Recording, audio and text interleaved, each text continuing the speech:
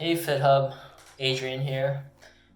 Here to talk to you guys about my experience with motivation and how I personally get motivated to do anything really specifically for this video, I wanted to touch on how I get motivated to get fit and do exercises and try to kind of improve my health from a fitness perspective.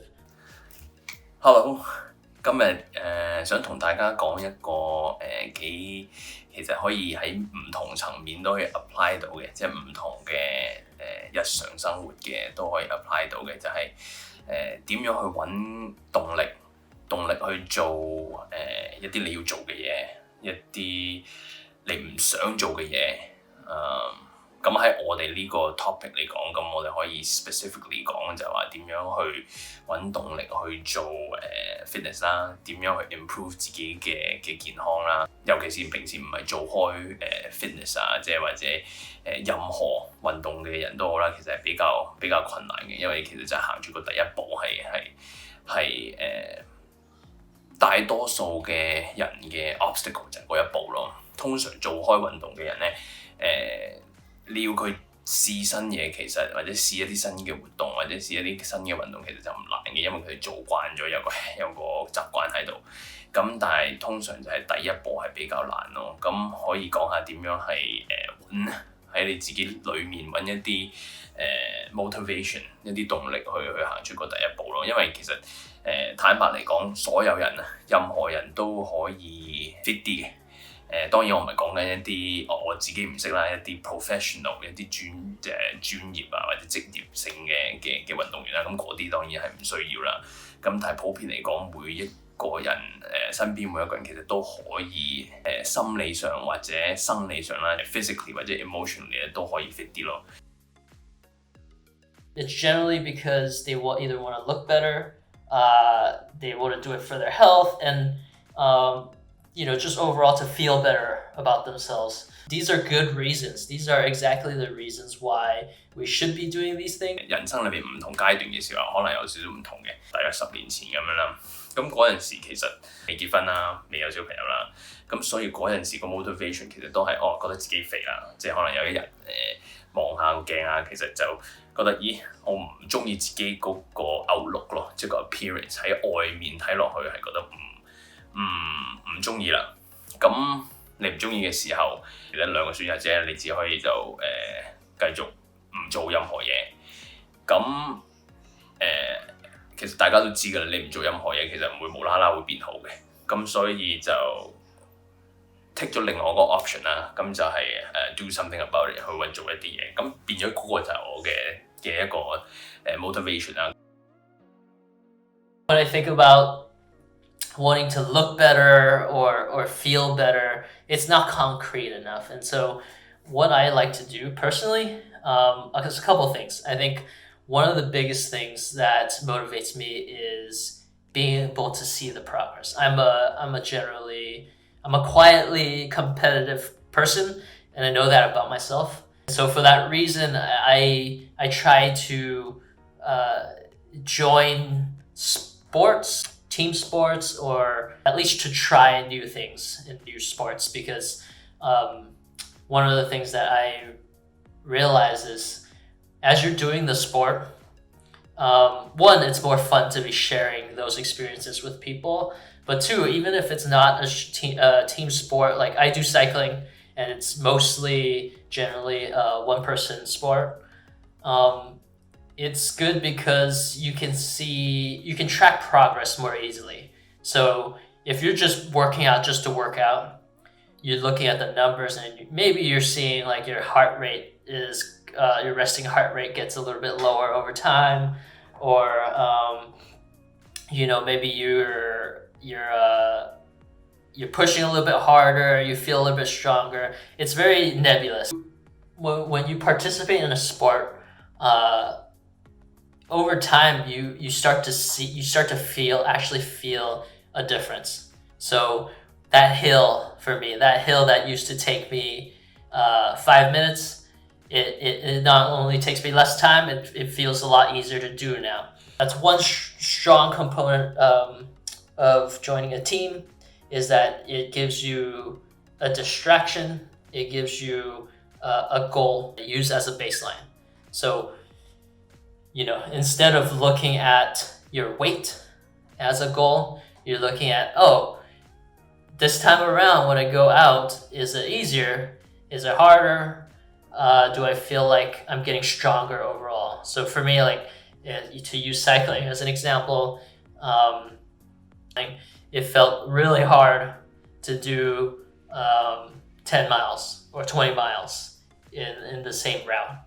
And then a month from now, I noticed, hey, that same route, it's feeling pretty easy now. And that's kind of the beauty of it, is you kind of take your eyes off the weight and the fat.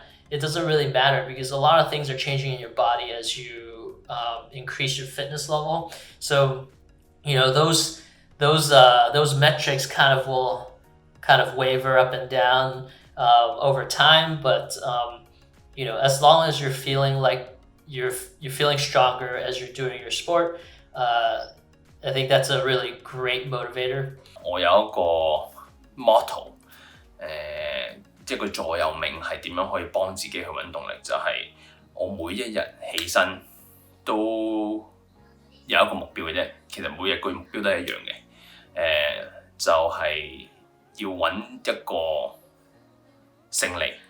咁我自己同自己講嘅就係 find the win。Every day， 每一日起身就同自己講要 find the win。咁係咩意思呢？希望 by the end of the day 呢，你可以睇翻嗰一日，你可以同自己講，我係勝利咗嘅，係掂咗嘅，唔係一啲好大嘅 milestone 啊，我唔係話我今日要減1磅啊，呢個禮拜要減幾多磅啊，呢啲係可以係一啲 long term 嘢，但係我講緊你每一日去揾一啲motivation 去 move forward 嘅時候咧，我覺得係好 important 嘅，你要 find that win。可能你嗰一日係其實 plan 咗去跑步或者點樣好，你係 plan 咗20分鐘嘅，你結果跑咗25分鐘，係5分鐘係好少，但係其實 from 你自己嘅角度嚟講，你要當嗰個係一個 win 嚟咯，因為你 exceed 咗你自己嘅 expectations。咁 to me 咧，其實咧呢個係一個 win 嚟嘅。咁除咗你話你跑多咗5分鐘，其實係咪幫到你你個目標啊？你係要減肥啊？你要減脂肪，係咪對佢好大嘅影響？唔係，但係對你呢度同埋對你呢度係好大影響嘅。我自己發覺啦，就係其實呢啲咁嘅細嘅 win 咧，其實咧 small victory 咧，其實係 go a long way 嘅。如果你今日你可以話俾你聽，自己你揾到呢個 win， 聽日可能你係由25分鐘變咗30分鐘 ，overtime 嘅時候咧，你會發現every single day I did something that 係 exceed 咗自己 expectations。咁你就要發現其實你遲啲有啲咩 goal 係好一開始係可能係 set 得好 high 嘅，係好 difficult 嘅，好 challenging 嘅。其實你會發現你會一步一步咁樣去 reach 到咯。咁所以記住呢個其實係可以試下咯。其實最主要咧，你唔好諗下你係要一啲咩 major 嘅 victory， 即係一定要話係好難 reach 嘅 victory。因為你咁樣反而會你做唔到嘅時候，你會係好感覺上係好 defeated 嘅，咁就變咗有個反效果喺度。咁所以係個 motto 咧，個座右銘就係 find the win。你可能係 at the end of the day 先至再睇翻你自己嗰一日喺邊度係 exceed 咗你自己 expectation， 咁就 OK 㗎啦。To use another example, I used to do dragon boat. One of the things that we started doing while we were in college is we started doing land practices, and essentially what that meant was we were doing spending a little bit more time in the gym. And so how it became very concrete was, before you started doing exercises in the gym and started doing your gym workout routine, you felt a certain way, and after you started doing your gym routine, you felt like you could be out there for longer periods of time. Maybe you come home the next day and you're not as sore. So those are while they're not so concrete as far as the metric numbers, but it's more tangible. I think that's the biggest problem for most people, is that the results aren't tangible. And over time, I think it's really about distracting yourself into looking in the mirror and saying, "Oh, I don't look any different." But really, it kind of, what it does is it forces you to focus on how you feel. And so, if you're performing better in your sport, there's no question that your fitness level has gone up. 人生裏邊唔同階段嘅時候，可能有少少唔同嘅。我記得大學第一年嘅時候係有一個朋友，咁佢就帶我去做 gym 咁喺學校度。咁但係其實嗰陣時自己就唔係好 driven， 即係唔係好 motivated， 冇一個 self 啊喺自己嘅 internal 嘅動力去做嘅，係純粹因為跟個 friend 去咁樣去做啦。咁但係之後2、3、4年嘅時候咧就冇，就係因為自己揾唔到嗰個 motivation 啊，咁所以就掉開咗。咁反而係去到之後出嚟做嘢啦，做係咯，即係工作啊。咁之後咁一開始你知道㗎啦，其實就比較會淨係顧住喺 career 上邊啦，喺工作上邊啦。咁因為有好多嘢都已經變緊喺人生裏面，咁所以即係健康啊 health and fitness 其實唔係就係喺大前提啦。咁所以變咗又係掉開咗嘅。咁我即係 fast forward 啦，咁我呢個年紀嘅時候，可能已經係有小朋友，咁其實係就係純粹一個 health 嘅 motivation 啦。咁你見到你自己小朋友嘅，你想同佢玩，有時即係可能大家都有啲身邊有啲朋友話，覺得自己可能同唔到佢玩，因為其實可能佢走嚟走去啊，即係嗰啲 energy 好 high level， 你自己同唔到佢玩啊，咁就變咗係就演成咗一個motivation 去 get healthier 咯，即係咁你 be able to 同你嘅小朋友去玩，即係呢個 family 嘅 motivation 咧。咁我諗其實唔使我講咧，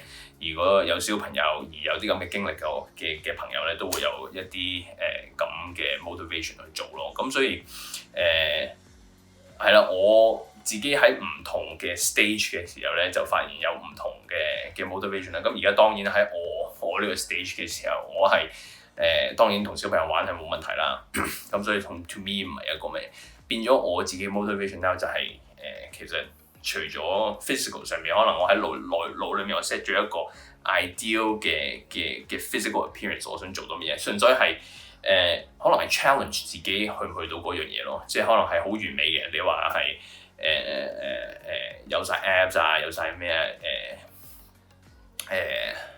咩線咩線咁樣咯，好啦都 OK 嘅。咁但係純粹係要睇下 challenge 自己去做唔做到 reach 到呢一個goal 咯。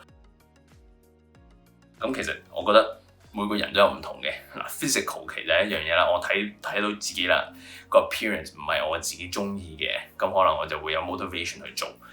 咁呢個其實係好嘅，點解咧？因為任何motivation 你自己揾到嘅話，我覺得你可以點樣 use it 係去 to your benefit 咯。咁所以如果你行出第一步嘅時候係因為 physical， 而你去做一啲運動，跟住你見到有 progress，keep track 住你個 physical 嗰方面，咁你會繼續會有呢個動力去 keep going 嘅。咁其實 partially 咁當然係我一開始 driven by 呢樣嘢嘅時候咧，咁我係試過好多唔同嘅嘢啦，咁唔同嘅運動啊，唔同嘅方法去食嘢啊，咁變咗見到有啲效果嘅，即係比起之前 improve 咗嘅，咁會繼續去做咯。I think my advice is find a sport you like.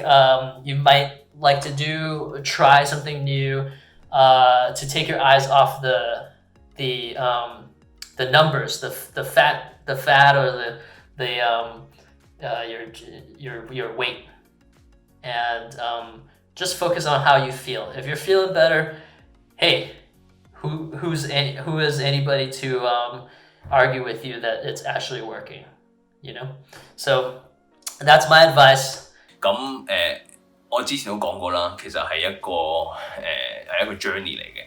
咁有唔同 stops， 有唔同 milestones， 咁 on the way 有唔同嘅 obstacles。咁我諗我唔會係短時間會 achieve 到，亦都俾我5年間短時間 achieve 到嘅時候，可能係要做好多 extreme 嘅 action， 而我係practically 係唔做得到嘅，因為你life 有好多嘢唔同發生緊嘅。咁但係我覺得咁樣係一個achievable target and it gives me motivation to do it。咁我每日就 find that win and over time hopefully I 係儲咗 enough 呢啲咁嘅 wins， 而得到我嘅 final reward， 就係喺我腦裏面諗緊嘅一個 ideal 嘅 body shape 啦。咁除咗呢樣嘢之外，其實我都會覺得係我每日 challenge 自己，就希望我可以比尋日做得好啲咯。咁希望呢啲咁嘅 self-given 啊，即係自己俾自己嘅呢啲咁嘅